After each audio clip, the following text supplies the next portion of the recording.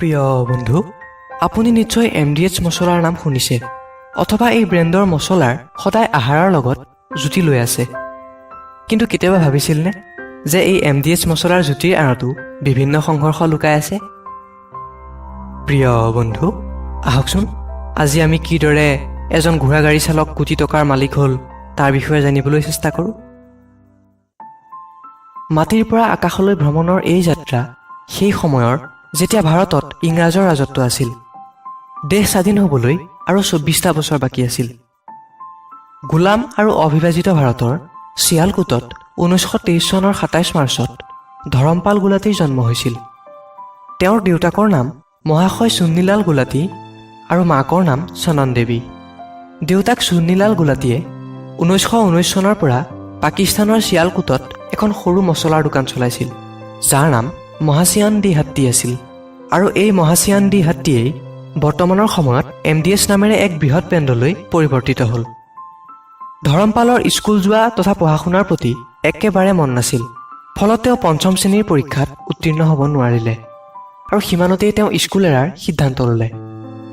এনেতে পিতৃ চুন্নীলালে তেওঁক বিভিন্ন ধৰণৰ ব্যৱসায়তে মন লগাবলৈ চেষ্টা কৰোৱাত ব্যস্ত হৈ পৰিল। কেতিয়াবা যদি ধৰমপালক চাবোনৰ ফেক্টৰীত কাম কৰিবলৈ লগালে, কেতিয়াবা আকৌ চাউলৰ ফেক্টৰীত। কাপোৰৰ পৰা হাৰ্ডৱেৰৰ দোকানলৈকে ধৰমপালে 15 বছৰ বয়সলৈকে অপৰিসীম চেষ্টা কৰিলে যদিও তেওঁৰ কোনোটো কামতে মন নবহিল। তেতিয়া তেওঁৰ পিতাকে তেওঁক নিজৰ মছলাৰ দোকানতে কাম কৰিবলৈ লগাই দিলে। সেই সময়ত সমগ্ৰ দেশৰ স্বাধীনতা আন্দোলনৰ জোৱাৰ তুংগত আছিল। ইয়াৰ মাজতে 18 বছৰ বয়সৰ ধৰমপাল লীলাৱতীৰ লগত বিবাহপাশত আবদ্ধ হ'ল। বিয়াৰ পাছত তেওঁ সংসাৰৰ দায়িত্ব বাঢ়িবলৈ লাগিল। ফলত তেওঁ মনপুতি মছলাৰ ব্যৱসায়তে ধ্যান দিবলৈ ধৰিলে। কিন্তু এনেতে দেশত স্বাধীনতাৰ ঘোষণা হ'ল। যিহেতু তেওঁলোক হিন্দু ধৰ্মৰ লোক আছিল, সেয়ে পাকিস্তানত মুছলমান ধৰ্মীৰ লোকৰ অত্যাচাৰৰ আশংকাত তেওঁলোক ভাৰতলৈ প্ৰস্থান কৰিব লগা হ'ল। আৰু এইদৰেই চিয়ালকোটৰ এই সম্পূৰ্ণ পৰিয়াল 20 আগষ্ট 1947 চনত শৰণাৰ্থীলৈ পৰিৱৰ্তিত হ'ল। আৰু পিছত 27 ছেপ্টেম্বৰ 1947 চনত তেওঁলোক দিল্লীলৈ স্থানান্তৰিত হ'ল। পৰিয়ালৰ চিন্তা আৰু পেটৰ পুৰণি সহিব নোৱাৰি তেওঁ কাম কাজৰ অনুসন্ধান কৰাত লাগিল। সেই সময়ত ধৰমপালৰ হাতত মাত্ৰ 1500 টকাহে বাচি আছিল। পিতাৰ পৰা পোৱা এই 1500 টকাৰ পৰা তেওঁ 650 টকাৰ এক ঘোঁৰা আৰু এখন ঘোঁৰাগাড়ী ক্ৰয় কৰিলে। আৰু এইদৰে তেওঁ হৈ গ'ল এজন ঘোঁৰাগাড়ীৰ চালক। কিন্তু প্ৰায় 2 মাহমান এনেদৰেই ঘোঁৰাগাড়ী চলাই সময় কটোৱাৰ পিছত তেওঁৰ অনুভৱ হ'ল, ঘোঁৰাগাড়ী চলাই জীৱন অতিবাহিত কৰাটো মোৰ কাৰণে সম্ভৱ নহয়। কিন্তু ইয়াৰ বাহিৰে কৰিমনো কি? মিৰ্চ মছলাৰ কামৰ বাহিৰে মই আৰু বেলেগ কৰিবও নোৱাৰোঁ। সেইবাবে ধৰমপাল আৰু পৰিয়ালবৰ্গই মিলি তেওঁলোকৰ মছলাৰ সেই পুৰণা ব্যৱসায়টোৰ দিশত আগবঢ়াৰ সিদ্ধান্ত ল'লে। সেই মৰ্মে 10 অক্টোবৰ 1948 চনত ধৰমপালে ঘোঁৰা আৰু ঘোঁৰাগাড়ী দুয়োটা বিক্ৰী কৰিলে আৰু কৌৰলবাগৰ আজমল খান ৰোডতে এখন সৰু দোকান আৰম্ভ কৰিলে। আৰু ঘৰতেই সকলোৱে মিলি মছলা পিচিবলৈ লাগিল। নতুনে নতুনে তেওঁলোক ঘাটিৰ সন্মুখীন হৈছিল যদিও লাহে লাহে বাতৰি কাকতৰ বিজ্ঞাপনৰ জৰিয়তে যেতিয়া মানুহে গম পালে যে চিয়ালকোটৰ দেগীমিৰ্চৱালা এতিয়া দিল্লীত আছে, তেতিয়া ধৰমপালৰ কাৰোবাৰ ক্ৰমান্বয়ে বহলিবলৈ ধৰিলে। আৰু তেওঁলোকে দিল্লীৰ বেলেগ বেলেগ চহৰত ইখনৰ পিছত সিখন দোকান কিনিবলৈ লাগিল।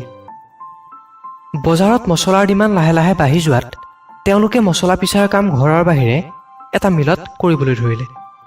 কিন্তু এদিন যেতিয়া মহাশয় ধৰমপাল নিজৰ মছলাৰ কোৱালিটি টেষ্ট কৰিবলৈ বুলি মিললৈ গ'ল, তেতিয়া তাত মছলাত হোৱা ভেজালতাক দেখি তেওঁৰ চকু কপালত উঠিল।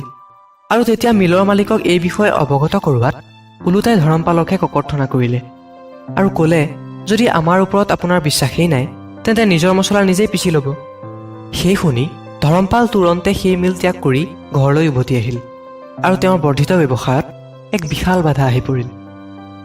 কিন্তু বন্ধুসকল, কোৱা হয় নহয়, বোলে মেহনত কৰা সকলৰ কেতিয়াও হাৰ নহয়।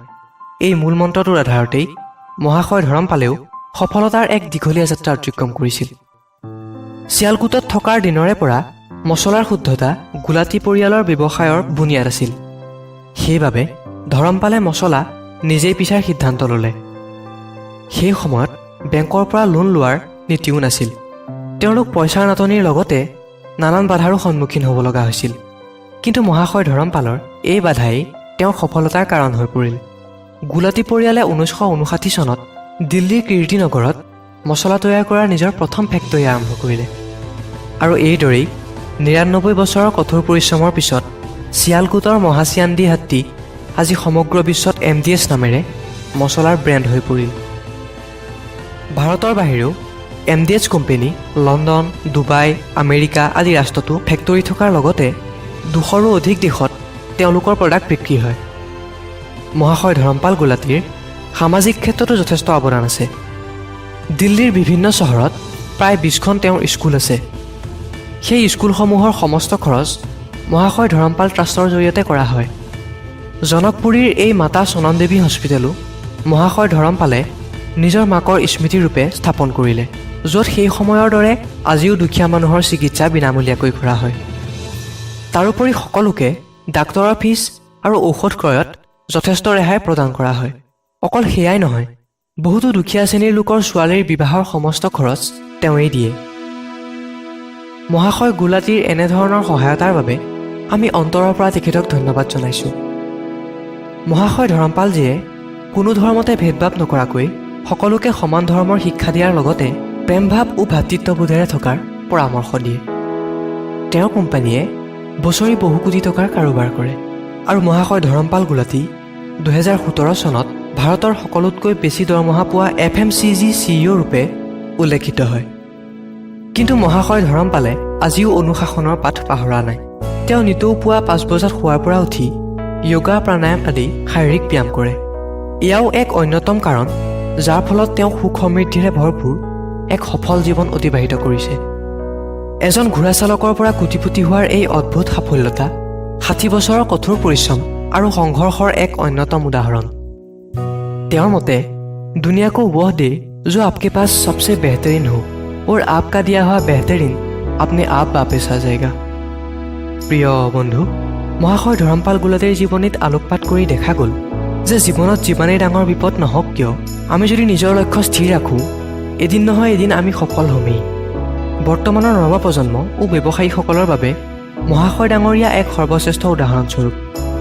ব্যৱসায়িক কাৰ্যকলাপৰ লগতে তেওঁৰ সমাজৰ প্ৰতি থকা অপৰিসীম অৱদান সঁচাকৈ আমাৰ সকলোৰে বাবে প্ৰেৰণাৰ এক অতুলনীয় নিদৰ্শন। প্ৰিয় বন্ধু, ভিডিঅ'টো চাই কেনে পালে মোক কমেণ্টত জনোৱাৰ লগতে লাইক কৰি উৎসাহিত কৰিবলৈ নাপাহৰিব। তাৰোপৰি পৰৱৰ্তী ভিডিঅ'সমূহ উপভোগ কৰিবলৈ চেনেলটো ছাবস্ক্ৰাইব কৰি বেল আইকনত ক্লিক কৰি থ'ব। পুনৰ পিছৰটো ভিডিঅ'ত লগ পোৱাৰ প্ৰতিশ্ৰুতিৰে আজিলৈ আহোঁ। ধন্যবাদ। জয় অসম।